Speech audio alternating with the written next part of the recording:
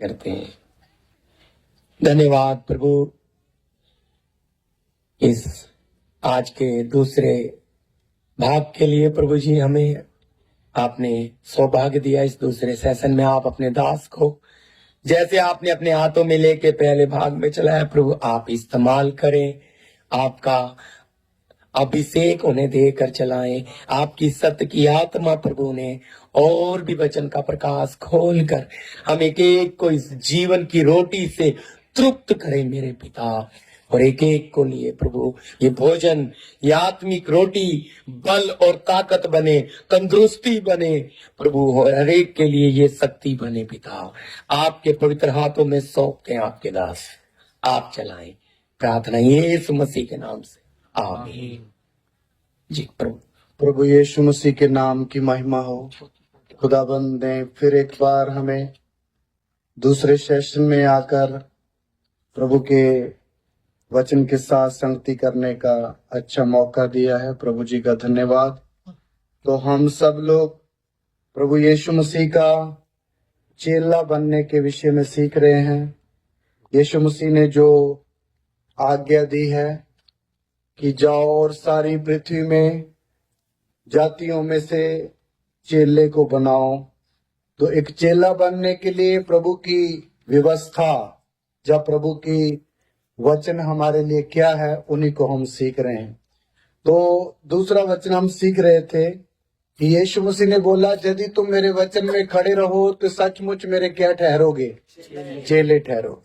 तो एक चेला वचन के ऊपर खड़े होने वाला बनना है, वचन में बने रहने वाला बनना है, वो ही यीशु मसीह का चेला ठहरेगा। तो हमने अभी पहले भाग में सीख रहे थे कि वचन सर्वशक्तिमान परमेश्वर का वचन है जो हमारे हाथ में है। ये वचन युगान युग तक स्थिर रहने वाला वचन है और ये वचन कभी भी बदलता नहीं है। आसमान जमीन बदल सकती है लेकिन खुदावंत का वचन कभी नहीं बदलेगा।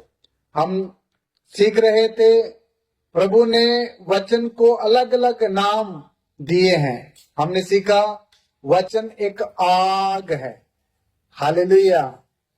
फिर हमने सीखा वचन ज्योति है, हमारे मार्गों के लिए उजियाला है। तो आइए उसी के आगे हम और भी पढ़ेंगे। इफिसियों की पत्री 5 अध्याय उसका 26 और 27 वचन पढ़ेंगे। इफिसियों की पत्री 5 अध्याय उसका 26 और 27 वचन पढ़ेंगे। कि उसको वचन के द्वारा जल के स्नान से शुद्ध करके पवित्र बनाए और उसे एक ऐसी तेजस्वी कलीसिया बनाकर अपने पास खड़ी करे जिसमें न कलंक, न झुर्री, न कोई और ऐसी वस्तु हो, वरन पवित्र और निर्दोष हो।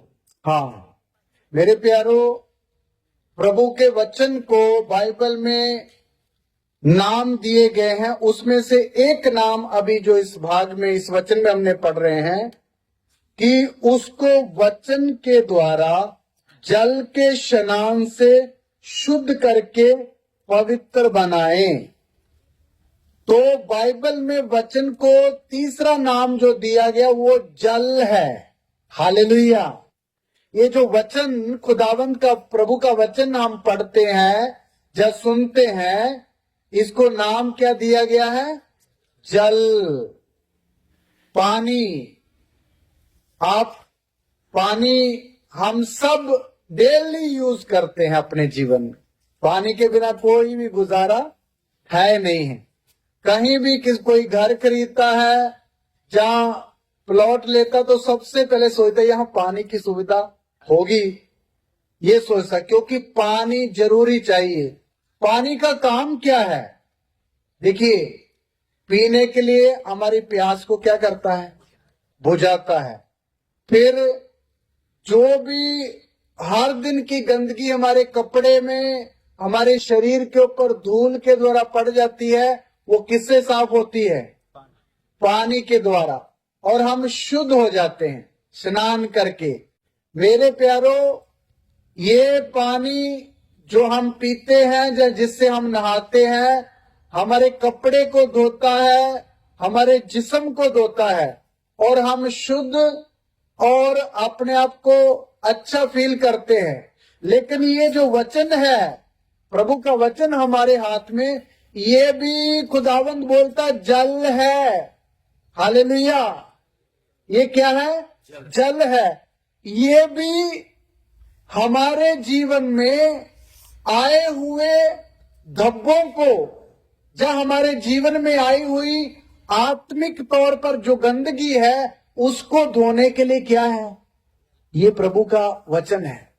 आप समझ लेना, जितना जितना एक विश्वासी वचन पढ़ता है, जहां समझता है, जहां महीनों महीनों तक उसको समझता रहता, वो अपने आप को धोता है। क्या करता है जी? होता है। पवित्र बनाता है। इसलिए वचन, हमें वचन सुनते समय हम पवित्र बनते हैं।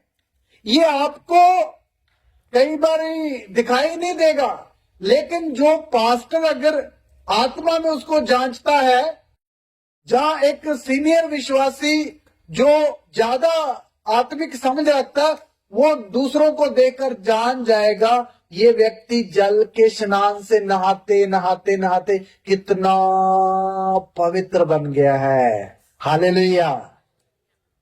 ये वचन जो हम सीख रहे हैं, ये वचन जो हम पढ़ते हैं, कलीसिया को पवित्र बनाता है। प्रभु यीशु मसीह, ये जो हमने वचन पढ़ा है 27, और उसे एक ऐसी तेजस्वी कलीसिया बनाकर अपने पास खड़ी करे जिसमें ना कोई कलंक, ना जुर्री, ना और कोई ऐसी वस्तु हो, वरन पवित्र और निर्दोष हो। प्रभु अपनी पवित्र कलीसिया को ऐसी एक जाति बनाना चाहता है जिसमें कोई कलंक ना हो, जिसमें कोई जुर्री ना हो, जिसमें कोई और वस्तु ना हो। पवित्र करना चाहता है। इसलिए पवित्र करने के लिए प्रभु ने हमें क्या दिया है? वचन का जल। हालेलुया। वचन का जल। प्रभु क्यों चाहता है कि उसकी कलीसिया पवित्र बने? मेरे प्यारो, हमारा प्रभु सर्वशक्तिमान परमेश्वर पवित्र परमेश्वर है। वो इतना पवित्र है कि वो पवित्र जगह में ही आकर वास करता है या रहता है। इसलिए आज अगर संसार में कोई परमेश्वर के रहने की जगह है, तो दुनिया में सिवाय और किसी जगह में प्रभु नहीं रहता, सिवाय किसके? प्रभु की कलीसिया के। हालेलुया। कलीसिया प्रभु का निवास स्थान है, प्रभु का रहने का जगह है। इसलिए प्रभु यीशु मसीह ने बोला, जहां 2 या 3 मेरे नाम से इकट्ठे होंगे, मैं वहां उनके बीच में होऊंगा। हालेलुया। ये छोटी सी बात नहीं है।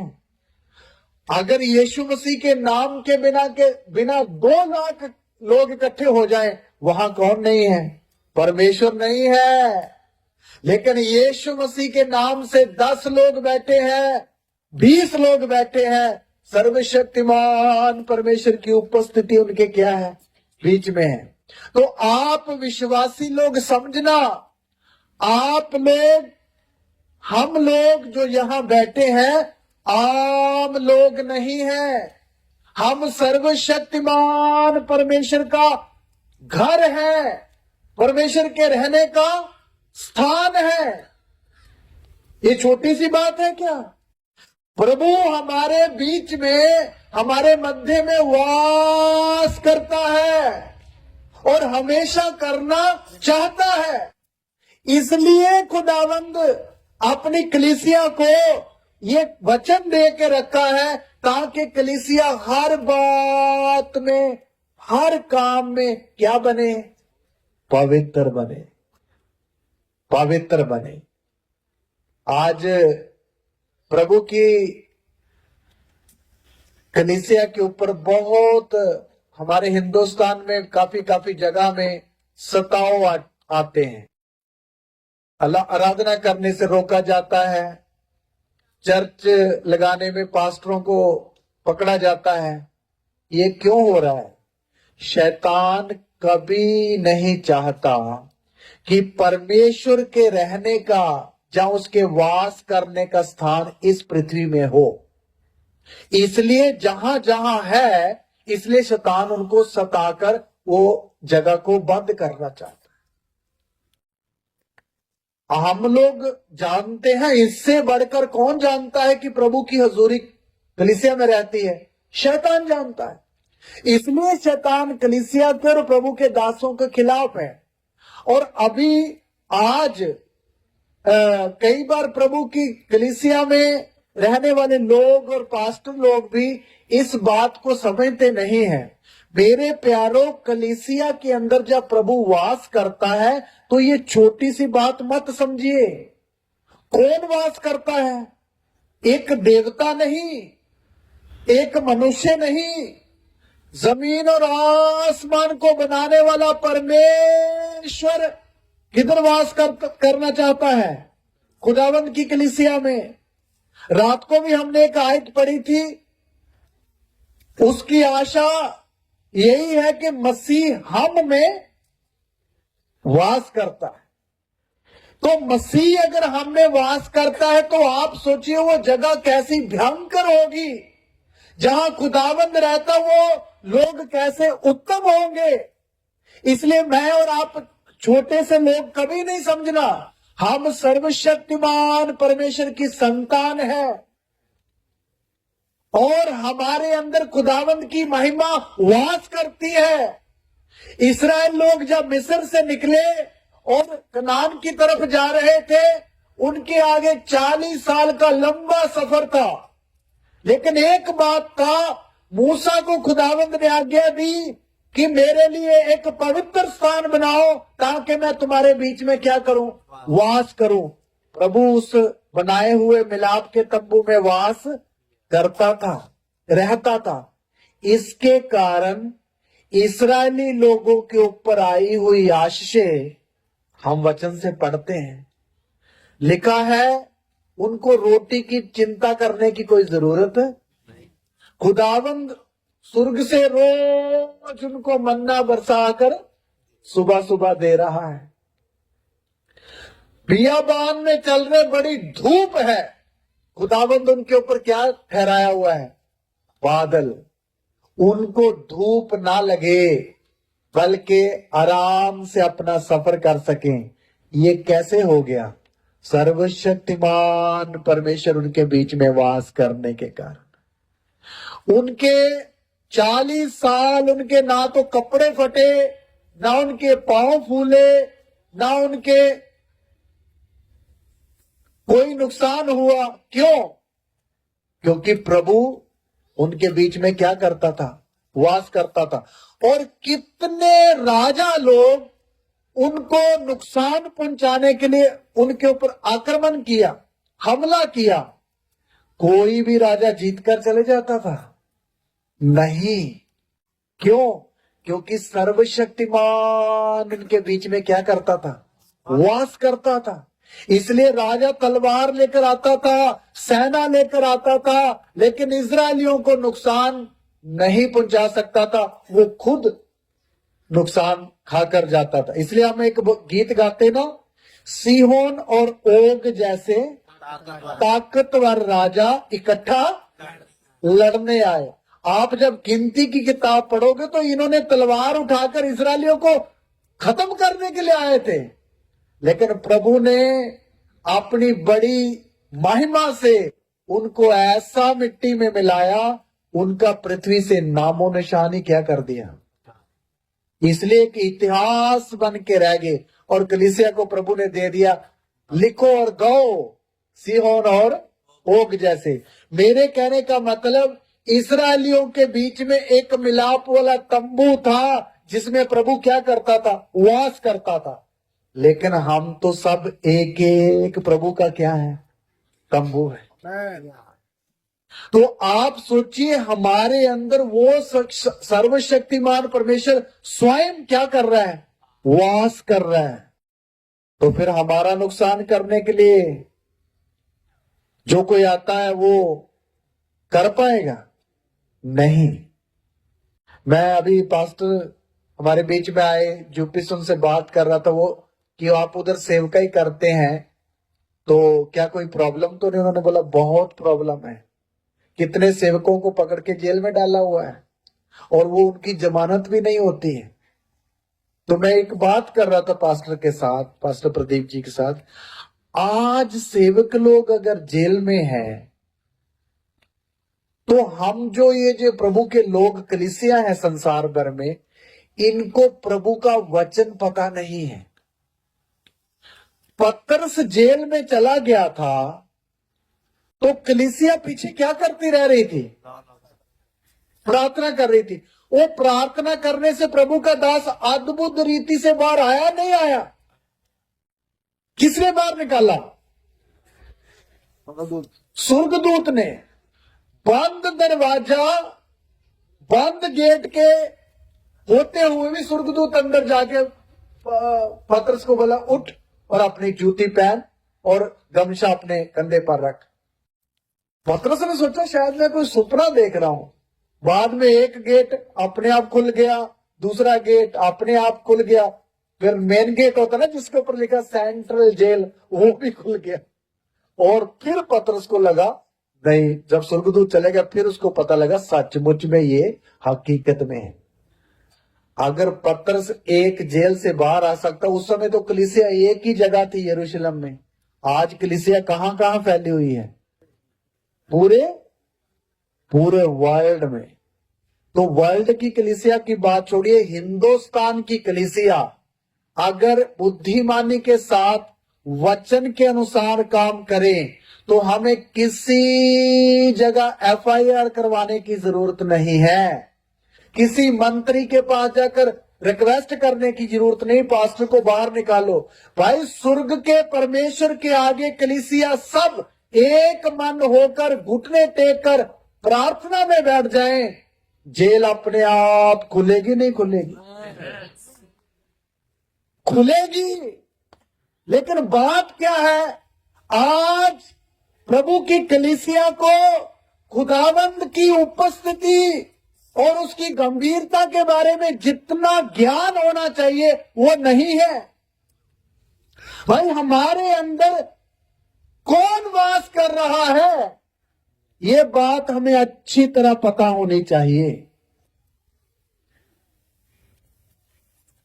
जो प्रभु हमारे अंदर जहां कलीसिया के बीच में वास करता है वो कौन परमेश्वर है, ये बात, ये गंभीरता हमें पता होना चाहिए।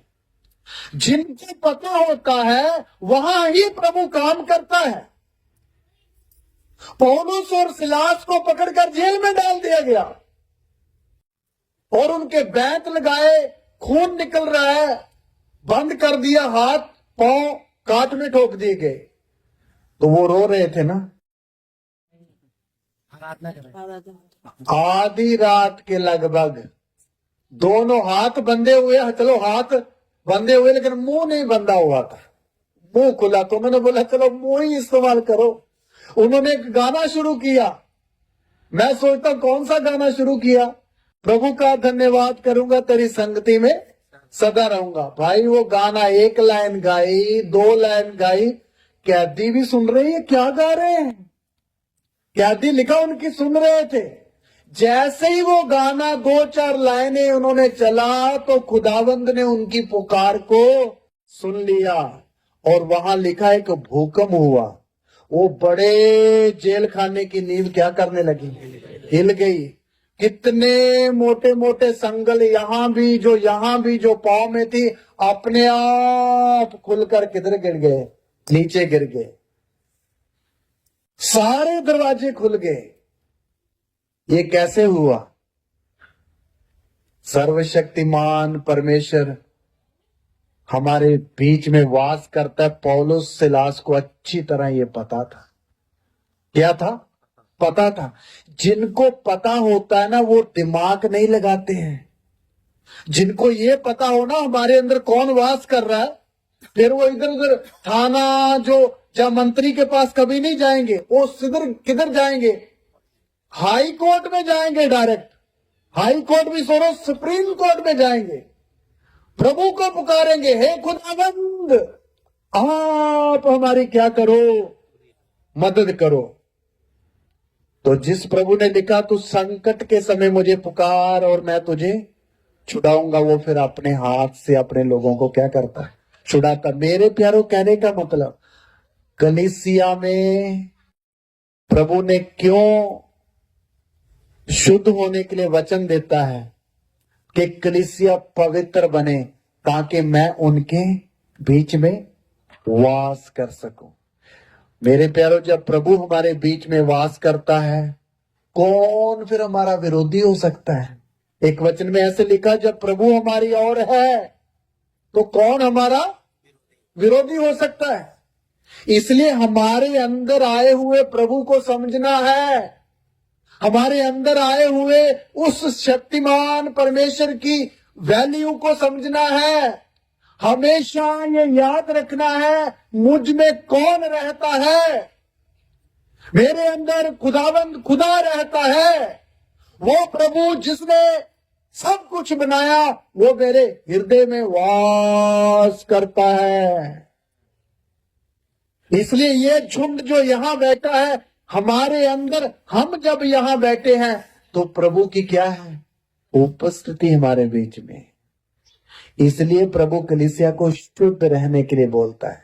इसलिए प्रभु कलीसिया को पवित्र होने के लिए क्या, कौन सा जल दिया हुआ है, वचन का जल। इसलिए हर व्यक्ति वचन को पढ़ता रहे और समझता रहे। जितना ऐसा करता है वो अपने आप का मान लो क्या कर रहा है, शुद्धिकरण करता है, शुद्धिकरण करता ही रहता है। ये एक दिन करने से नहीं होगा, रोज रोज करना पड़ेगा, तब ही प्रभु हमारे बीच में बना रहेगा। तो इसलिए प्रभु ने वचन का जल दिया गया, उसको नाम दिया है जल। धन्यवाद। इसके अलावा और भी याकूब की पत्री, इफिसियों की पत्री 6 अध्याय का 17 वचन, अगला नाम जो प्रभु ने दिया हुआ है उसको पढ़ेंगे। और उद्धार का टोप और आत्मा की तलवार जो परमेश्वर का वचन है ले लो। हाँ, एक और नाम दिया है प्रभु के वचन को बाइबल में, उसका नाम है वचन की तलवार। Hallelujah, hallelujah. मेरे प्यारो, ये जो वचन हम सीख रहे हैं, इसको अगला नाम क्या दिया गया है, तलवार। तलवार, तलवार का काम क्या है, काटना, टुकड़े टुकड़े करना तलवार का काम है। मेरे प्यारों, ये जो वचन की तलवार है, ये खुदावंद ने कलीसिया को दी हुई है। और ये तलवार ऐसी चोखी तलवार है, इसके दोनों साइड क्या है, धार है, इधर भी और इस साइड भी, दोनों साइड धार है। इसलिए प्रभु ने ये तलवार कलीसिया को दी है, ताकि खुदावंद चाहता है प्रभु की कलीसिया एक लड़ाई के मैदान में है। हालेलुया। आप समझना, हम जगत में रह रहे हैं, प्रभु के पीछे चल रहे हैं, तो भी हम एक लड़ाई के मैदान में हैं। इसलिए प्रभु ने लड़ने वाले योद्धाओं को हाथ में एक एक क्या भी दी है, तलवार दी है। इफिसी 6 अध्याय हम पढ़े तो वहां आत्मिक हथियारों के बारे में लिखा हुआ है। मेरा विषय वो नहीं है, उसमें 6 हथियारों के बारे में हम पढ़ते हैं। 5 हथियार जो है वो हमारी सुरक्षा के लिए है, जैसे उद्धार का टोप, धार्मिकता की जिलम, सुसमाचार के तैयारी के जूते, और क्या है, विश्वास की ढाल। ये 5 जो हथियार है वो हमारी सुरक्षा के लिए है। लेकिन एक हथियार ऐसा है जो हमारे हाथ में प्रभु ने दिया है वार करने के लिए। क्या करने के लिए? वार करने के लिए, लड़ने के लिए। वो है प्रभु का वचन। ये वचन जब तक एक विश्वासी तलवार के समान इसको इस्तेमाल नहीं करेगा, वो खुद भी कभी आजाद नहीं हो पाएगा। देखिए, हम विश्वासी हैं, बपतिस्मा लिया हुआ है, फिर भी आप देखना कितने कितने बंधनों में अभी भी हम पड़े हुए हैं।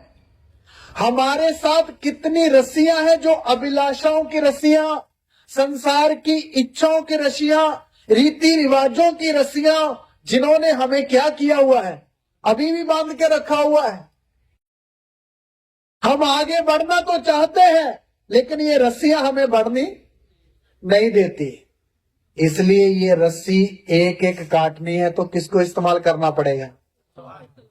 तलवार को, तलवार को। इसलिए बहुत सारे विश्वासी, जैसे एक आत्मा में एक विश्वासी दिखना चाहिए, वो रूप दिखता नहीं एक विश्वासी का। एक विश्वासी को कभी उदासी आनी ही नहीं चाहिए, क्योंकि वचन बोलता है मसीह में सदा क्या रहो? आनंदित रहो। हम आनंदित रह पाते हैं? नहीं रह पाते। कभी इधर की टेंशन की रस्सी आ जाती है, कभी उधर की फिक्र आ जाती है, एक के बाद एक निराशा आ जाती है। ये क्यों होता है? क्यों एक विश्वासी स्वतंत्र नहीं हो पाता? क्योंकि बहुत सारी बातों से वो आज भी क्या रहता है? जकड़ा रहता है, शारीरिक बातों से। इसलिए मेरे प्यारों, प्रभु ने तलवार दी है। सबसे पहले एक विश्वासी इस तलवार को इस्तेमाल करके जो जो आपके जीवन में रुकावट की रस्सियां हैं, उन एक एक रस्सी को क्या करे? काटना है। आपने देखना कौन सी आदत मुझे मसीह में आगे बढ़ने के लिए रोकती है, उसके ऊपर वचन की क्या चलाएं? तलवार चलाएं। और कौन सी रस्सी है जो वचन की तलवार के आगे अपने आप को बोलती मैं सख्त हूं? कोई रस्सी ऐसी नहीं है। शक्ति से भी रस्सी टूटती है और तलवार से भी रस्सी कटती है। शमसून को 7 रस्सियों से बांधा गया, उन्होंने एक शक्ति से झटका दिया, ऐसे करके सारी रस्सियां क्या होगी? टूट गई, वो स्वतंत्र हो गया। लेकिन हमारी रस्सियां कब टूटेगी? वो उसको तो शक्ति दिया था, हमें प्रभु ने क्या दी है? तलवार दी। जो भी रुकावट हमारे जीवन में, आत्मिक जीवन में आगे बढ़ने के लिए हमें आती है, मेरे प्यारों, तलवार सबसे पहले अपने जीवन में चलाएं। किधर चलाएं? अपने जीवन में चलाएं। सचमुच एक तलवार अपने जीवन में चलाने वाला विश्वासी क्या होगा? आजाद हो जाएगा। हालेलुया, स्वतंत्र हो जाएगा। दूसरा नंबर है, ये तलवार चलानी है शत्रु के ऊपर। किसके ऊपर? शत्रु के ऊपर। शत्रु कौन है? शैतान। शैतान अकेला शत्रु नहीं है, और भी बहुत सारे उसके साथ हैं। वो सारे अभी बताने का समय नहीं है। यीशु मसीह के पास ये शत्रु आया और उसको सलाह देने लगा कि तू एक बड़े ऊंचे जगह में ले जाकर उधर से नीचे छलांग लगा दे, तो दूत तुझे क्या करेंगे? उठा लेंगे। तो प्रभु ने उसकी बात नहीं मानी। प्रभु ने बोला, प्रभु ने वहां ये तलवार ही चलाई थी। कौन सी तलवार?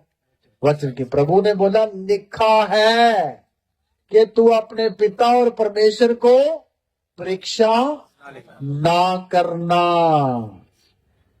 3 सवाल शैतान ने उसके सामने रखे। तीनों जगह में हमारे खुदावंद यीशु मसीह ने क्या चलाई? वचन की तलवार। फिर शैतान लिखा उसको छोड़कर चला गया। हमारे पास भी शैतान आता है, नहीं आता है? लेकिन हम कई बार उसका सामना तलवार से नहीं करते, हम अपनी बुद्धि से सामना करना शुरू कर देते हैं। इसलिए वो शैतान यीशु को तो छोड़कर चला गया, हमें छोड़कर कभी जाता नहीं है। मेरे प्यारों, जब शैतान हमारे पास में आता है, शैतान आएगा कैसे? आप बोलो हमने तो कभी देखा नहीं शैतान आकर बोलता हो भाई ये कर वो कर। शैतान आने का एक रास्ता है, ये हमारा माइंड। क्या है? समझिए, हमारे दिमाग के अंदर जो विचार आते हैं, ये सारे विचार गलत नहीं होते, लेकिन कुछ विचार ऐसे होते हैं जो कौन डालता है? शैतान डालता है। और वो विचार अगर हम ध्यान से समझें, देखिए हमारे मन के अंदर 3 तरह के विचार आते हैं, 3 तरह से। नंबर 1, पहला विचार वो है जो हम खुद पैदा करते हैं। हमने ये करना है, वो करना है, फली जगह जाना है, ये वो विचार है जो हम खुद इस दिमाग में बनाते हैं। दूसरा विचार है, इसमें प्रभु देता है। कई बार प्रभु देगा, आप उठकर वचन पढ़ो, आप प्रभु के दास के पास जाओ, ऐसा सा हमारे शरीर में क्या आते हैं? विचार आते हैं। लेकिन तीसरा एक विचार है, कौन डालता है? शैतान डालता है। ये जो शैतान डालने वाला वचन है, इस विचार है, इसको कभी नहीं मानना है। जो विश्वासी इस विचार को माने हैं, उन्होंने बाइबल में बहुत बड़ा क्या उठाया है?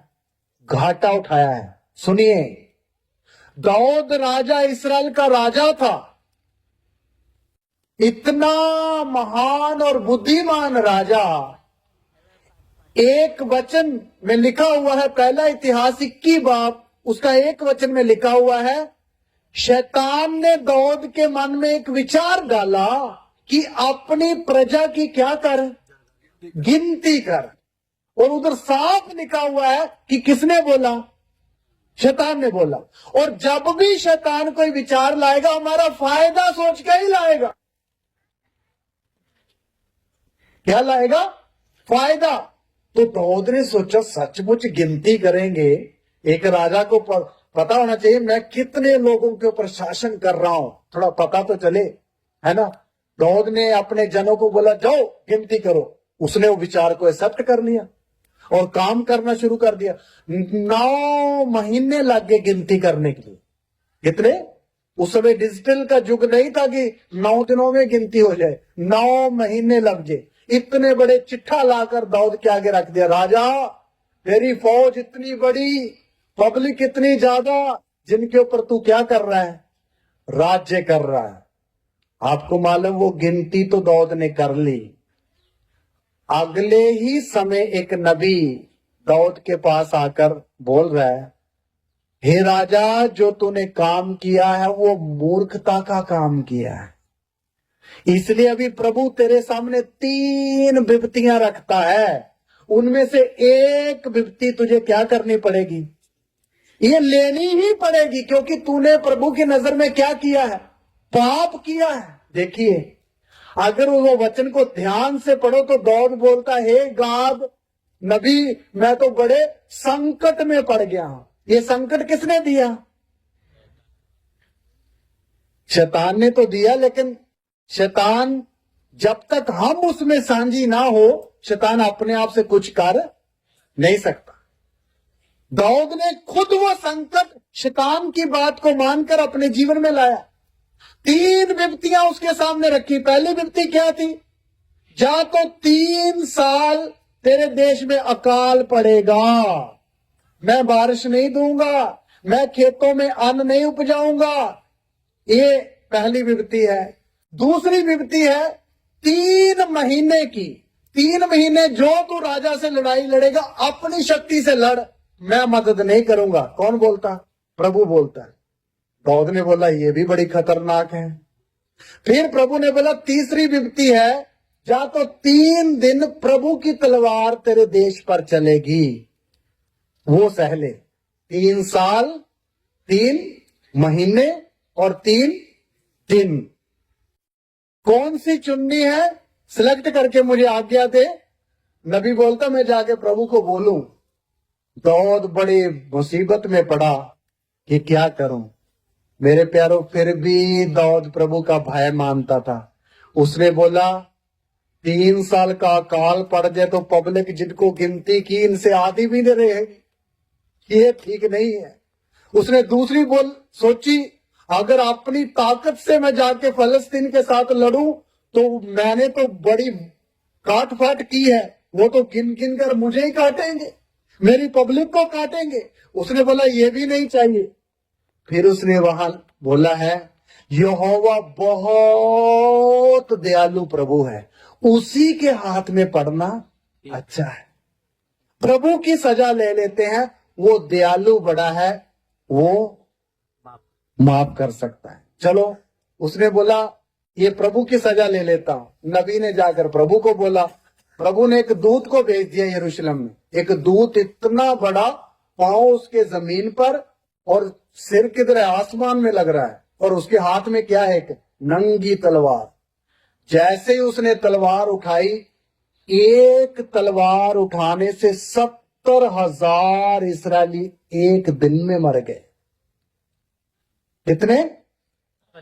700 नहीं, 7,000 भी नहीं, कितने?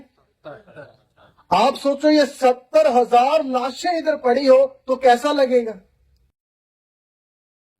आप सोचो, ये क्यों हुआ? एक विचार शैतान ने किधर डाल दिया था? दाऊद के मन में। एक विचार एक्सेप्ट करने के कारण 70,000 लोग मर गए। मेरे प्यारों, ये बात हल्की मत समझना। शैतान की बात अगर विश्वासी नहीं पहचानेगा, हम मसीह में जयवंत होकर आगे बढ़ते हैं, वो नुकसान भी पहुंचा सकता है। इसलिए एक ही दिन तलवार चली तो कितने मरे? 70,000। लेकिन प्रभु ने फिर दाऊद के ऊपर सचमुच में तरस खाया। आगे दूत को बोला, अपनी तलवार म्यान में रख। दूसरे दिन नहीं लड़ा और बचाव हो गया। मेरे कहने का मतलब, इसलिए हर एक विचार दाऊद के अंदर आया तो इतना नुकसान हुआ। दूसरा एक व्यक्ति और भी नुकसान उठाया, हनन्याह सफीरा। उन्होंने भी प्रभु के काम के साथ थोड़ी सी क्या करी, अनरीति चले। उन्होंने बोला कि जमीन हमारे पास है, इसको बेचकर किसको दे देंगे? सारा पैसा प्रभु के भवन के लिए दे देंगे। लेकिन जब रकम घर में आई तो इतनी इतनी तय लगी हुई थी पैसे की। उन्होंने सोचा ये तो बड़े पैसे हैं, उसमें से थोड़े से पैसे उठाकर अपने लिए रख ले। तो बाकी इतने पैसे लाकर किधर रख दिए? प्रभु के दास पतरस के चरणों में। तो पतरस तो आत्मा में भरा हुआ उधर बैठा हुआ था। पतरस ने बोला, हे हनन्याह, क्या तूने ये जमीन इतने में बेची थी? उसने बोला, हाँ, इतने में बेची थी। देखिए, पहले तो गड़बड़ करी, अभी दूसरा झूठ भी बोल रहा है। बाद में पतरस ने बोला, हे हनन्याह, ये शैतान ने तेरे दिमाग में ये बात क्यों डाली? वो भी पाप करने के लिए, पैसे निकालने के लिए किसने डाला था विचार? हाँ जी, शैतान ने डाला था। ये बात सुनते ही हनन्याह उधर गिर के मर गया। मेरे प्यारों, मेरा बोलने का मतलब, शैतान हमारे पास भी आता है। इसलिए हमारे दिमाग की वचन में लिखा हुआ है, नीति वचन 4 का 23 वचन, 30 नहीं 23 वचन है। सबसे अधिक अपने मन की रक्षा कर, क्योंकि जीवन का मूल्य स्तोत्र वही है। जीवन का मूल स्रोत वो ही है। इधर फिर पढ़ेंगे बहन। सबसे अधिक अपने मन की रक्षा कर, क्योंकि जीवन का मूल्य स्तोत्र वही है। इधर देखिए, इधर लिखा सबसे अधिक किसकी रक्षा करनी है? अपने मन की। देखिए, हम अपनी जेब की रक्षा करते रहते हैं जहाँ अपने घर की रक्षा करते रहते हैं। लेकिन बाइबल का वचन बोलता है, हे विश्वासी, सबसे अधिक कहां की रक्षा कर? अपने मन की। क्यों? क्योंकि इस मन में प्रभु तो विचार डालता ही है, कभी कभी गलत विचार कौन भी डालता है? शैतान। एक विश्वासी को अपने मन के अंदर आने वाले हर एक विचार को चेक करना चाहिए। ये विचार प्रभु की तरफ से है, जहां मेरा अपना विचार है, जहां कभी शैतान ने ना डाला हो। अगर चेक करोगे तो भाई हम कभी भी धोखा नहीं खाएंगे दाऊद की तरह। हम कभी भी हनन्याह सफीरा की तरह लॉस नहीं उठाएंगे। अगर चेक करेंगे, मन की क्या करेंगे? रक्षा करेंगे। और अगर विचार आता भी है, वायरी का काम है विचार डालना। विचार आने कभी बंद हम कर नहीं सकते हैं, लेकिन उस विचार के अनुसार काम करना या नहीं करना वो किसके हाथ में है? हमारे हाथ में। इसलिए प्रभु ने तलवार क्यों दी है? वायरी के ऊपर चलाने के लिए। इसलिए यीशु मसीह के पास शैतान आया तो उसने तीनों बातों का जवाब तलवार से दिया, यानी वचन से दिया। इसी तरह हमें भी हर बात का जवाब, जो विचार आता भी है अगर दिमाग में, तो उसका सामना कैसे करना है? वचन की तलवार से। कई बार शैतान विश्वासी को बोलेगा, देख तेरे से फला गलती हो गई थी ना 2 दिन पहले, अभी प्रभु तेरे साथ नहीं है। अभी तो जितनी भी प्रार्थना करे, चर्च जाए, रोजा रखे, लेकिन प्रभु तेरे साथ तो है नहीं, क्योंकि तूने पाप किया, वो तो छोड़ के चला गया। उस समय विश्वासी सचमुच में बहुत बार निराश हो जाते। देखिए शैतान बहुत चालाक व्यक्ति है, उसका तजुर्बा बहुत बड़ा है। वो हमारे जैसे लोगों को तो एक चुटकी में उल्लू बना सकता है, इसमें कोई शंका नहीं। इतना बड़ा महिमा में रहने वाला आदम को जब उसने घेर लिया, इतना बड़ा भजन संहिता की पुस्तक लिखने वाला दाऊद को उसने घेर लिया, तो फिर मैं और आप बोलिए कौन है? कुछ नहीं। लेकिन इसका मतलब ये नहीं कि हम उसको पर कभी जय पा नहीं सकते। अगर हम अपनी तलवार को पैने में तीखी करके रखेंगे और हमेशा अपने मन की रक्षा करेंगे, तो भाई हम शैतान के हर जुक्ति के ऊपर जय पा सकते हैं। ये नहीं है कि ये हो नहीं सकता, हो सकता है। हालेलुया। इसलिए वचन, कोई भी विचार आता है उसको परखना है। अगर वो शैतान की तरफ से आपको दिखता है तो उसके ऊपर वचन निकाल कर वार करे। शैतान बोलेगा, हे विश्वासी, प्रभु तेरे साथ नहीं है, तूने पाप किया है। आप वचन से आयत निकालो, इधर लिखा है, अगर पहला यूहन्ना 1:7 वचन निकाल कर बोलना है, उधर लिखा, जो कोई अपने अपराध को मान लेता है, प्रभु उसको क्षमा करने और उसको शुद्ध करने में विश्वास योग्य और धर्मी है।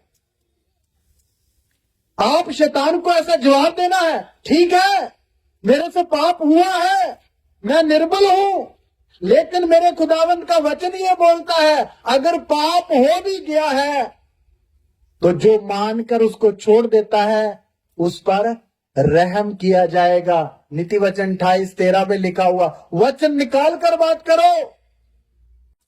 पहला यूहन्ना 1:7 में लिखा है, वो शुद्ध करने के लिए विश्वास योग्य और क्या है? धर्मी है। आप एक वचन जब बोलोगे अपने इस विचार के सामने, वो विचार दूसरी बार कभी भी आपको ब्लैकमेल नहीं करेगा, आपको आकर कभी भी ब्लैकमेल नहीं करेगा। इसलिए मेरे प्यारों, आज हम विश्वासी लोग जयवंत जीवन ना जीने का कारण क्या? हम तलवार नहीं चलाते। अब हम वैरी के सामना करते समय क्या नहीं चलाते हैं? तलवार नहीं चलाते। और तलवार ना चलाने वालों को प्रभु की एक सजा भी है। पढ़िए यिर्मयाह नबी की किताब, उसका 48 अध्याय का 10 वचन पढ़िए। जो तलवार नहीं चलाते हैं, प्रभु उनके लिए क्या बोलता है?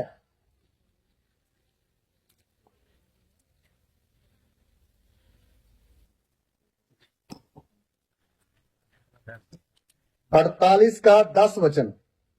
शापित है वह जो यहोवा का काम आलस्य से करता है, और वह भी जो अपनी तलवार लहू बहाने से रोक रखता है। हाँ, मैं फिर पढ़ता हूं, सब लोग सुनिए।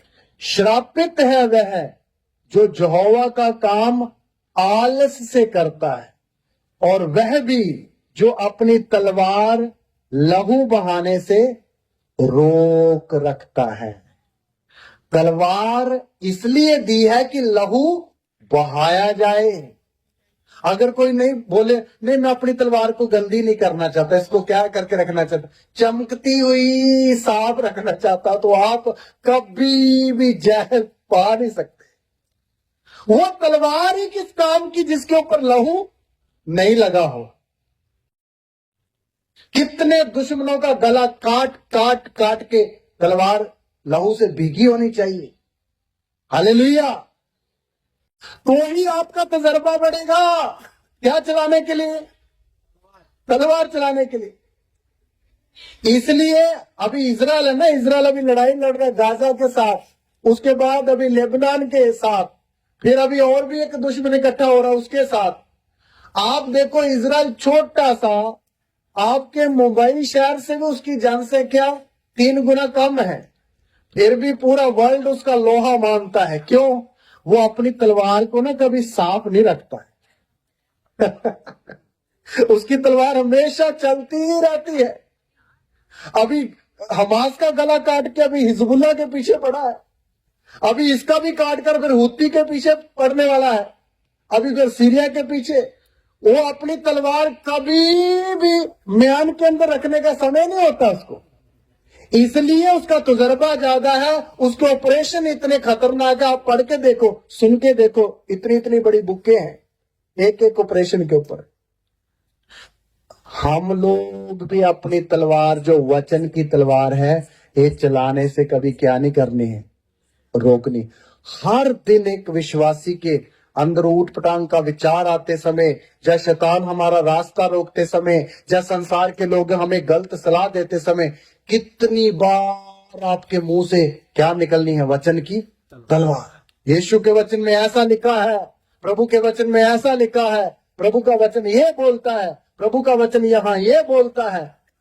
तो आप सोचिए, फिर तलवार चलेगी तो फिर जय आएगी नहीं आएगी? इसलिए प्रभु के वचन में लिखा, वो मेमने के लहू से, वो अपने मुंह की गवाही के वचन से क्या हुए? जयवंत हुए। हालेलुया। इसलिए मेरे प्यारो, वचन एक तलवार है जो विश्वासी को दी है वायरी से सामना करने के लिए। तो हमने वो सामना करना है, तो ही हम जयवंत होंगे और आगे बढ़ेंगे। प्रभु का धन्यवाद। हालेलुया। इसलिए ये वचन इसलिए खुदावंद ने दिया है कि हम इसको इस्तेमाल करें। इससे बढ़कर और भी क्या करना है वचन? आइए पढ़े कुलुस्सियों की पत्री, उसका 3रा अध्याय, उसका 16 वचन पढ़ेंगे। मसीह के वचन को अपने हृदय में अधिकाई से बसने दो, और सिद्ध ज्ञान सहित एक दूसरे को सिखाओ और चिताओ, और अपने अपने मन में अनुग्रह के साथ परमेश्वर के लिए भजन और स्तुति गान और आत्मिक गीत गाओ। हाँ, इसमें बहुत सारी बातें हैं, लेकिन एक पॉइंट लेना चाहता हूं। मसीह के वचन को अपने हृदय में अधिकताई से बसने दो। मेरे प्यारो, ये जो वचन है, यीशु का चेला बनने के लिए जो हमें वचन प्रभु देता, लिखा है अपने हृदय में बहुतायत से इस वचन को क्या करने देना है? बसने देना है। देखिए, हम अपने मन में कितनी कितनी चीजों को बसा के रखा हुआ है, आपको पता है, वो ठीक है, लेकिन उससे भी ज्यादा हर एक विश्वासी के मन में क्या बसना है? वचन। आज्ञा लिख कर दी है, अपने हृदय में क्या बसने दो? वचन बसने दो। इसलिए आजकल जब परिस्थिति हमारे सामने आती, हमें वचन याद नहीं आता, दिमाग का आइडिया याद आता है। ऐसा क्यों? उसका कारण पता क्या? हम अपने हृदय में क्या नहीं बसाते हैं? वचन नहीं बसाते हैं। देखिए, ये वचन ऐसा है, नींबू के अंदर से जो एक गुठली निकलती है, नींबू के अंदर से बीज, उसको कभी इसमें पकड़ के देखो, इस दोनों के अंदर रखी जाएगी? वो इतना चिकना होता है, कभी इसको पकड़ के देख, ट्राई करना, कभी भी इन दोनों में आप कस के पकड़ो, नहीं पकड़ सकते हैं, किसी ना किसी जरिए से फिसल के निकल जाएगा। ये वचन भी हमारा दिमाग कभी इसको अपने मन में रखना चाहता नहीं है। क्या नहीं करता? नहीं चाहता। आप कितना भी वचन सुनो, जैसे भी आप घर से चर्च से बाहर निकलोगे, आपका दिमाग से वचन निकल जाएगा। और बाइबल में साफ लिखा है, शैतान उनके मनों से आकर वचन को चुरा ले जाता है। इसका मतलब शैतान का एक नाम है चोर। देखो, उसकी चोरी करने की जगह कहां है? इधर का चोर तो घर लूटता है, जेब लूटता है, बैंक लूटता, लेकिन शैतान चोर क्या लूटता है? मनों के अंदर भी हाथ डाल लेता है भाई। देखो, मन के अंदर से चोरी होती कभी, लेकिन एक एक्सपर्ट चोर है, वो उधर से भी चुरा लेता है। और चुराता क्या है? प्रभु का वचन, प्रभु का वचन। इसलिए मेरे प्यारों, कितनी बार हमारे जीवन से शैतान ने क्या चुरा लिए? वचन चुरा लिए। इसलिए कई लोग विश्वासी पूछते, पास्टर जी आपको इतने वचन याद रहते हैं, हमें तो वचन याद रहता ही नहीं। कई ऐसे सवाल पूछते, ये कैसे होता है? तो मेरे प्यारों, हम चोरी नहीं होने देते ना। क्या नहीं होने देते? मुझे अभी भी याद है, मैं जब जब नया नया विश्वास में आया था, तो ये वचन पास्टर प्रचार कर रहा था, वचन चोरी करके ले जाता है। तो मैंने बोला, ये प्रभु के दास ये हमेशा चोरी करके ले जाएगा शैतान? बोलते नहीं नहीं नहीं नहीं, ये उन विश्वासियों के अंदर से चोरी होता जो ढीले ढाले हैं, जो वचन को अच्छी तरह पकड़ के रखते हैं। उनके वचन से, उनके मन से शैतान कभी भी चोरी नहीं कर सकता। तब मुझे एक मन में जलन आई, मेरे मन से आया हुआ वचन कभी भी प्रभु के अनुग्रह से मैं चोरी होने नहीं दूंगा। मैं एक बात बताता हूं, प्रभु के अनुग्रह से जिस रात मैंने उद्धार पाया था, 1995 मई का महीना, उस रात पास्टर ने जो वचन प्रचार किया, आज भी मुझे याद है। गांठ बांध के मन में वचन को रखो, कैसे चोरी हो जाएगा? शैतान हाथ डालने तो उसका हाथ जलाओ ना इस वचन की आग से। वो बोले नहीं नहीं, इधर आप नहीं डाल सकता। चोरी नहीं, उसको आग लगनी चाहिए। इसलिए अगर आप वचन में चौकस रहे, अपने हृदय में वचन को बसाने की इच्छा रखते हैं, तो ये चोरी हो नहीं सकता है, बल्कि वचन से मन भर सकते हैं। आप क्या कर सकते हैं? इसलिए लिखकर रखा, वचन को अपने हृदय में अधिकताई से बसने दो। ज्यादा से ज्यादा अपने हृदय में क्या बसाना है? वचन, प्यार का वचन, आज्ञाकारिता का वचन, लालच ना करने का वचन, किसी को निकम्मा ना जानने का वचन, मेल मिलाप का वचन।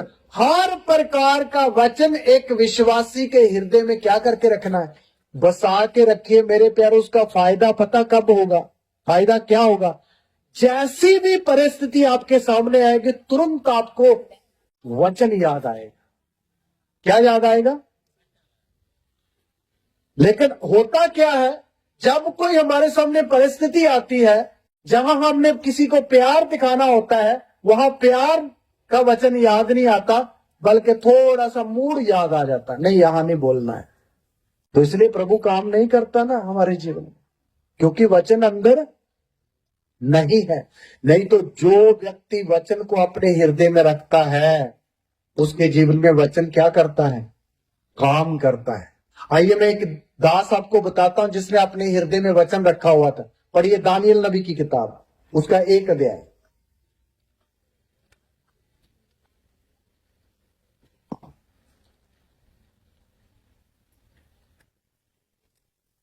दानियल 1 अध्याय, इन वचन से पढ़ना शुरू करेंगे। तब उस राजा ने अपने खोजे के प्रधान अशफनज को आज्ञा दी कि ये इजरायली राजपुत्र और प्रतिष्ठित पुरुषों में से ऐसे कई जवानों को ला, हाँ जी, जो निर्दोष, सुंदर और सब प्रकार की बुद्धि में प्रवीण और ज्ञान में निपुण और विद्वान और राज मंदिर में हाजिर रहने के योग्य हो, और उन्हें कसदियों के शास्त्र और भाषा की शिक्षा दे। ध्यान दीजिए, दानियल और उसके साथ 3 मित्र इजराइल से बंदी बनाकर बाबुल शहर में चले गए, दूसरे देश में चले गए। ये चारों विश्वासी लोग हैं। और राजा ने एक आज्ञा दी कि हमने जो बंदी बना के लाए इजरायली हैं, उनमें से कुछ नौजवान लड़कों को ढूंढो जो बड़े सुंदर, जवान और बुद्धिमान है, उनको 3 साल के लिए ट्रेनिंग दी जाए। आगे पढ़िए 4-5 वचन। राजा ने आज्ञा दी कि उसके भोजन हाँ, और पीने के दाख मधु में से उन्हें प्रतिदिन खाने पीने को दिया जाए। हाँ, इस प्रकार 3 वर्ष तक उनका पालन पोषण होता रहे, तब उसके बाद वे राजा के सामने हाजिर किए जाए। हाँ, राजा ने आज्ञा दी 3 साल उनको पीने के लिए शराब दे दो, खाने के लिए मांस दे दो और अच्छा अच्छा सोने रहने के लिए सुविधा दे दो, ताकि 3 साल उनको पालन पोषण करो, शिक्षा दो, और 3 साल के बाद उनको राजा के सामने क्या करना है? हाजिर करना है। मेरी बात समझ रहे हैं? मेरी बात समझ आ रही सबको? हाँ जी। उन्होंने सुनिए, अभी ये एक सख्त आज्ञा राजा की तरफ से है, और एक सरदार को ठहराया कि तुझे ये जिम्मेवारी है। अभी राजा का भोजन खाना पड़ेगा, और वहां पीने के लिए क्या भी है? शराब भी है। लेकिन ये विश्वासी 4 जो उधर सिलेक्ट हो गए, ये अभी क्या करें? अगर राजा का भोजन खाएं तो वचन टूटता है, अगर वचन को पालन करें तो राजा की आज्ञा बहुत सख्त है, नहीं मानी तो गर्दन भी उड़ सकती है। क्या करें? तो मेरे प्यारों, दानियल जो प्रभु का दास था, उसने ऐसी परिस्थिति में क्या किया? उसका 8 वचन पढ़े, ध्यान देना वचन के ऊपर। परंतु दानियल ने अपने मन में ठान लिया कि वह राजा का भोजन खाकर और उसके पीने का दाख मधु पीकर अपवित्र न हुए। इसीलिए उसने खोजे के प्रधान से विनती की कि उससे अपवित्र न होना पड़े। सुनिए, दानियल ने अपने मन में एक फैसला लिया, ठान लिया, मैं राजा की इस आज्ञा का पालन नहीं कर सकता। देखिए कैसी परीक्षा है। इस साइड प्रभु की आज्ञा, इस साइड एक मनुष्य जो बड़ा आदरणीय है, राजा, उसकी आज्ञा, और दानियल बीच में खड़ा है, एक विश्वासी दानियल। दानियल ने प्रभु की आज्ञा को नहीं तोड़ा, बल्कि राजा की आज्ञा मानने से क्या कर दिया? मना कर दिया। मेरे प्यारो सुनिए, विश्वासी लोग, आज हमारे सामने भी ऐसी परिस्थितियां आती है या नहीं आती? कितनी जगह आती है। अभी अभी इधर आने से 1 हफ्ता पहले एक विश्वासी मेरे से बोल रहा है, मेरे घर में एक डेथ हो गई है, तो उधर मुझे ये करना पड़ेगा रीति रिवाज, तो मैं क्या करूं? तो मैंने बोला पवित्र आत्मा से पूछो क्या करना है, वचन याद दिलाएगा। तो बाद में 2 दिन के बाद मिला, बोला मैंने वो काम नहीं किया जो प्रभु के वचन के विरोध में था। उसको क्या मिल गई? जय मिल गई। थोड़ी सी कुछ बातें सुनने के लिए मिली, लेकिन प्रभु के वचन को उसने क्या किया? ऊंचा किया। मेरे प्यारो, दानियल के सामने जब परिस्थिति आई तो उसने प्रभु के वचन को तोड़ने का फैसला नहीं लिया, बल्कि प्रभु का वचन पालन करने के लिए फैसला लिया। बाद में राजा की आज्ञा भी जरूरी है, उसके लिए प्रभु ने एक अलग से उसके लिए रास्ता बता दिया। मेरी बात समझ रहे हैं? ये क्यों हुआ? जब राजा की आज्ञा ना मानने के लिए और वचन ना तोड़ने के लिए दानियल ने अपने मन में ठान लिया, तब खुदावंद ने उसके उस काम में उसकी सहायता करी। वो क्या सहायता करी? 9 वचन पढ़िए। परमेश्वर ने खोजे के प्रधान के मन में दानियल के प्रति कृपा और दया भर दी। हाँ, तब वहां एक शब्द लिखा, तब, क्योंकि खुदाबंद खुदा को पता चल गया मेरा दास मेरा वचन तोड़ना नहीं चाहता, इसलिए प्रभु ने उसके ऊपर जो ठहराया हुआ सरदार था उसके मन में अपनी कृपा और दया दोनों भर दी। दानियल के ऊपर क्या कर? रहम कर। इसको शराब ना पीने दे, इसको वो भोजन ना खाने दे जो मेरी व्यवस्था के विरोध में आता है। वो ही दानियल, आपको मालूम, प्रभु की आज्ञा मानकर परमेश्वर ने उसकी सहायता करी। उसी राजा के राज्य में एक ऊंचे पद पर उसको क्या मिल गई? नौकरी मिल गई। और वो ही दानियल उसी राजा को सलाह देने वाला एक मंत्री बन गया। हालेलुया। राजाओं को मशवरा देने वाला मंत्री बन गया। कौन? दानियल। कैसे हुआ? क्योंकि उसने वचन के साथ समझौता नहीं किया। इसलिए मेरे प्यारो, आप और मैं, हम जो वचन प्रभु के आज पढ़ते हैं, सुनते हैं, हमने ये वचन सुनने और पढ़ने वाले केवल नहीं, अपने जीवन में एक एक वचन के अनुसार उसमें खड़े रहना है, जीवन बिताना है। हालेलुया। जीवन बिताना है। तब आप अपने जीवन में देखोगे वचन मानने से कितनी बड़ी प्रभु की महिमा होती है। जिन जिन दासियों ने प्रभु का वचन माना और उसके अनुसार उन्होंने खड़े रहे, खुदावंद ने वहां बड़े बड़े काम उनके जीवन में किए। क्या मानने से? वचन मानने से। हालेलुया। इसलिए हमने वचन को सुनने वाले केवल काफी नहीं, बल्कि वचन के ऊपर क्या करने वाले बनना है? खड़े रहने वाले बनना है। खड़े रहने वाले बनना, क्योंकि प्रभु यीशु ने बोला, यदि तुम मेरे वचन में बने रहो तो सचमुच मेरे क्या ठहरोगे? चेले ठहरोगे। तो हमने वचन में बनना है, वचन में बनना। इसलिए जो जो वचन आप लोगों के हृदय में बोया जाता है उसको आपने करना क्या है? पढ़िए याकूब की पत्री 1 अध्याय। जो वचन आपके हृदयों में बोया जाता है उस वचन को करना क्या है? 1 अध्याय का 21 वचन पढ़े।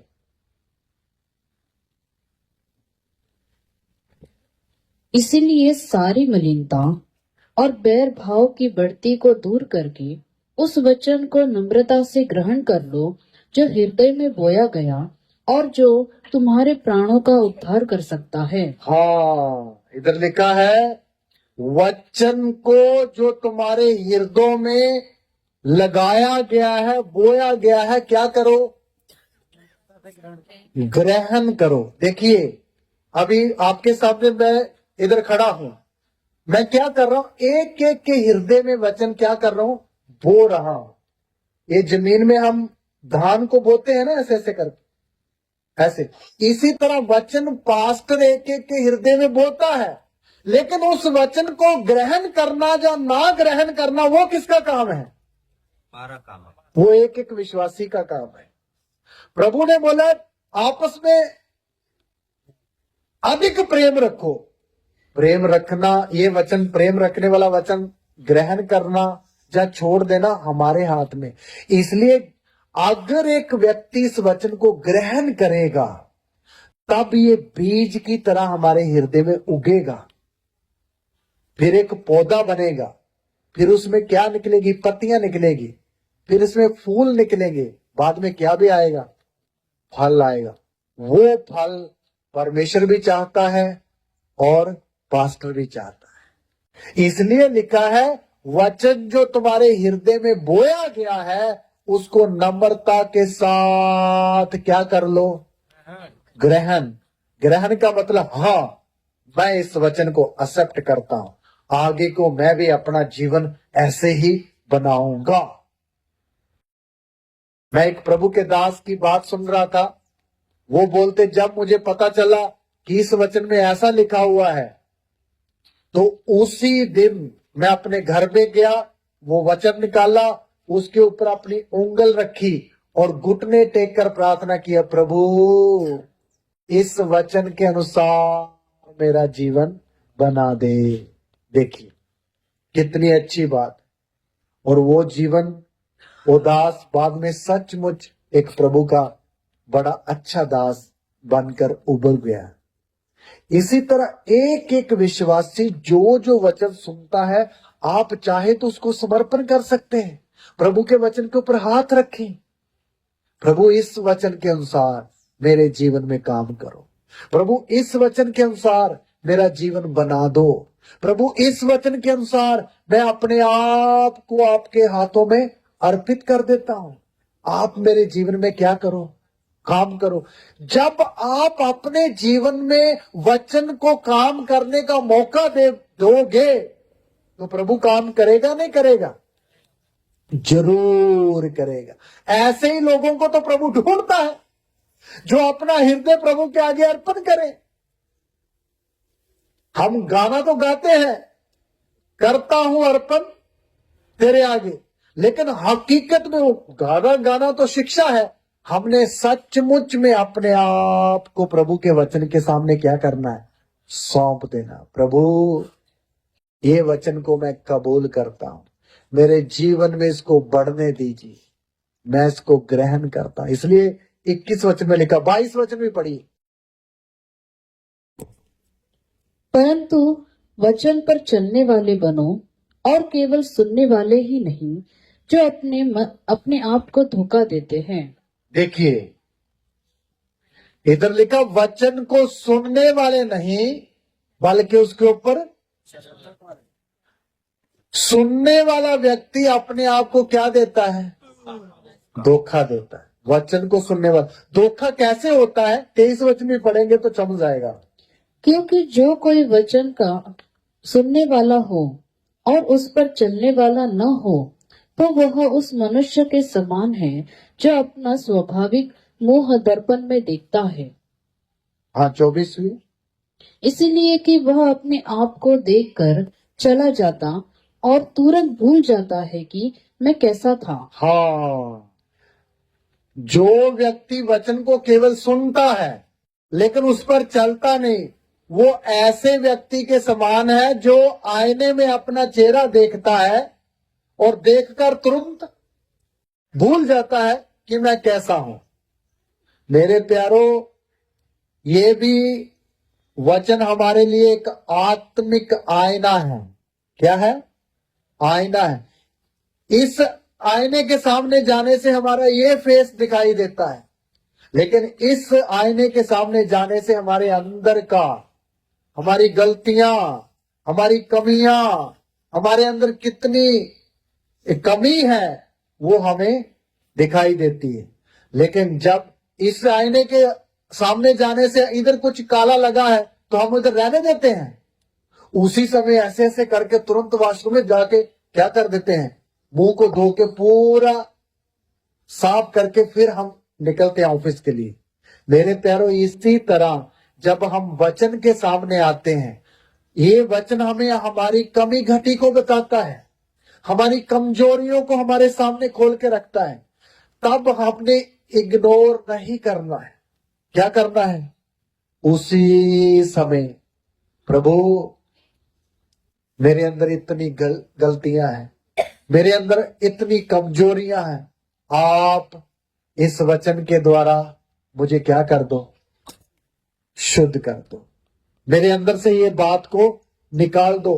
प्रभु के सामने बोलना है, प्रभु के सामने ऐसा बोलना है, प्रभु आप निकाल दो, तेरे वचन से मुझे पता चल गया है मैं यहाँ कमजोर हूं, आप इस कमी को मेरे अंदर से दूर कर दो। आप जब प्रार्थना करोगे तो मेरे प्यारों अपना लिए प्रभु को बोलोगे तो प्रभु जरूर हमारे अंदर से वो कमी को क्या करेगा? निकाल देगा।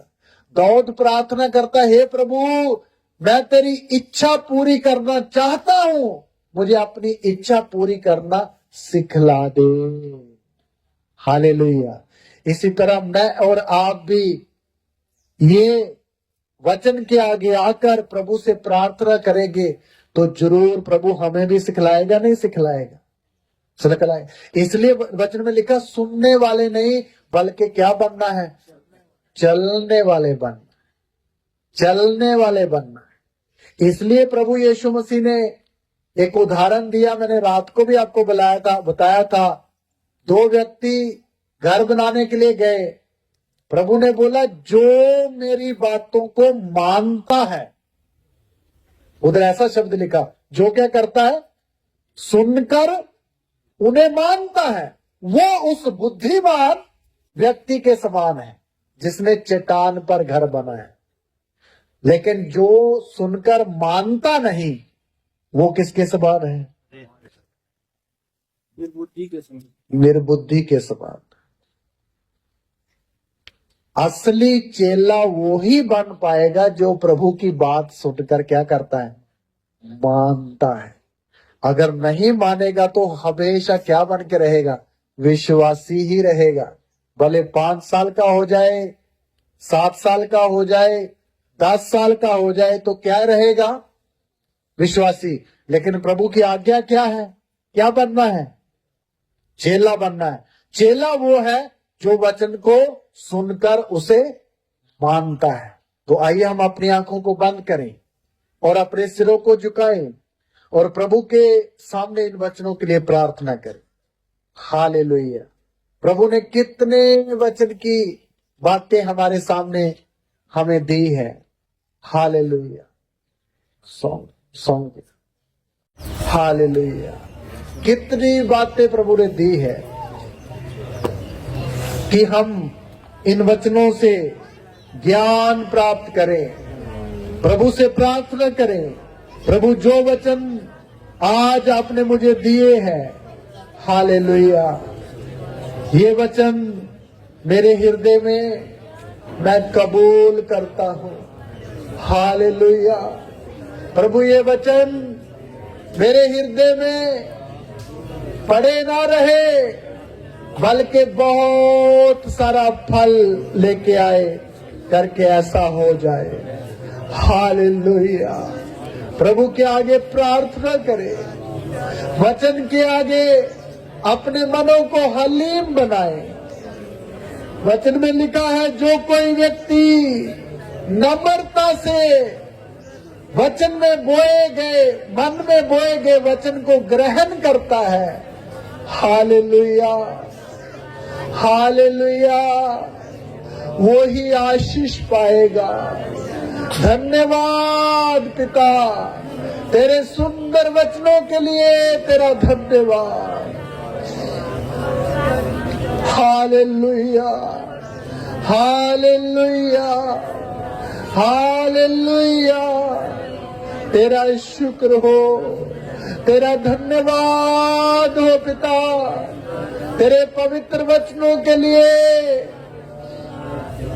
जो आपने हमें दिए, जो आपने हमारे सामने खोल कर हमें बताए हैं। इनके लिए तेरा बहुत बहुत धन्यवाद। तेरा शुक्र हो, तेरी तारीफ हो मेरे प्रभु, तेरी तारीफ हो खुदाबा। Hallelujah, hallelujah.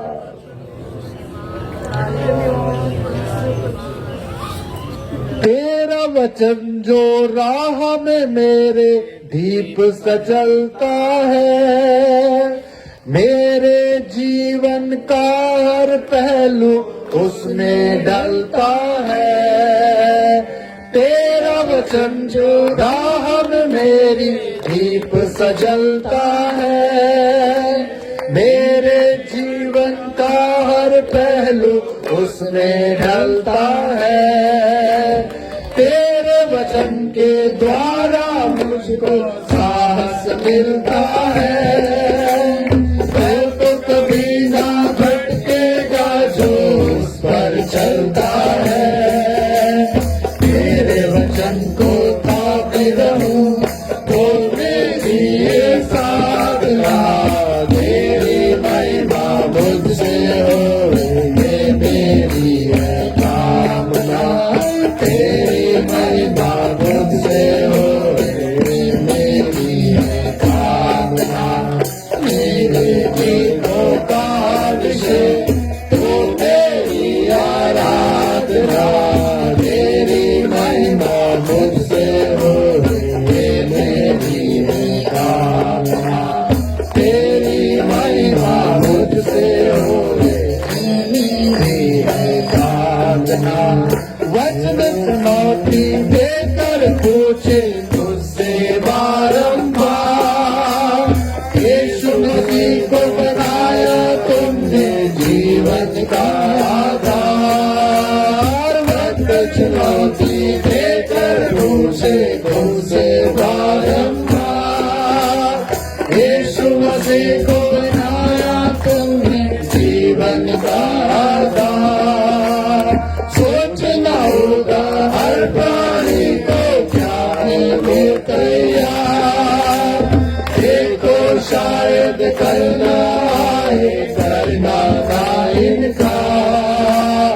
सोचना होगा हर प्राणी को क्या है वो तैयार, देखो शायद करना है करना ना इनकार।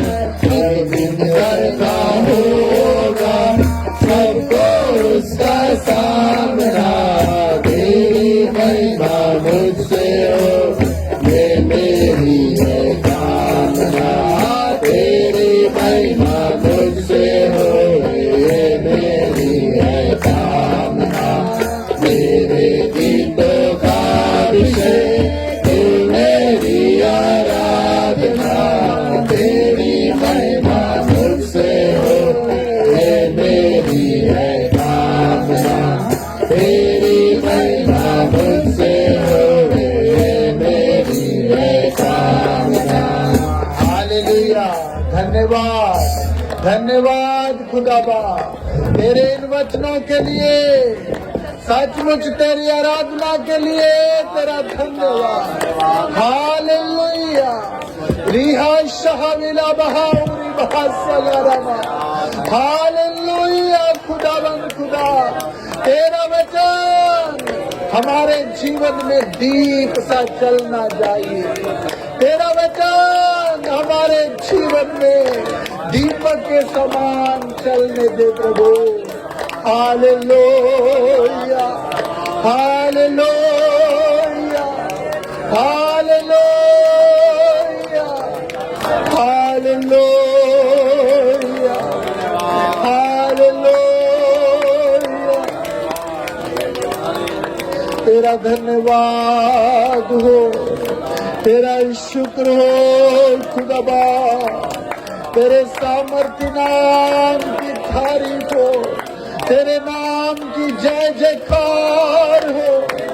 तेरे वचनों के लिए तेरा धन्यवाद हो, तेरी पवित्र वाणी के लिए तेरा शुक्र हो। हालेलुया, हालेलुया, हालेलुया। तेरे वचन को सुनने वाले नहीं बल्कि उनके ऊपर चलने वाले बने। प्रभु उनको मांगने वाले बने। आप ऐसा हमें बना दीजिए, आप ऐसा हमारे जीवन में होने दीजिए। तेरे हाथों में सौंप दे, तेरे बलवंत हाथों में सौंप दे। Hallelujah, hallelujah. बाकी के समय को प्रभु के दास के हाथ में हम देते हैं।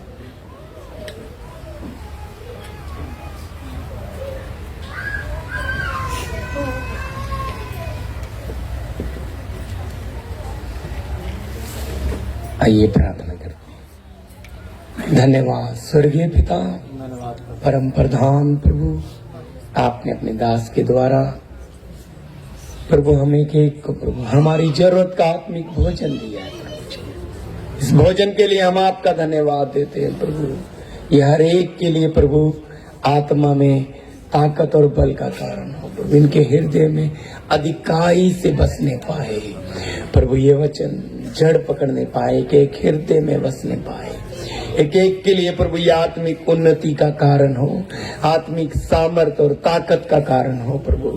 पिता इस दिए हुए वचन के लिए हम धन्यवाद देते हैं। सबों की जीवन को आपके हाथों में सौंपते हैं प्रभु। प्रार्थना यीशु मसीह के नाम से, आमीन। अभी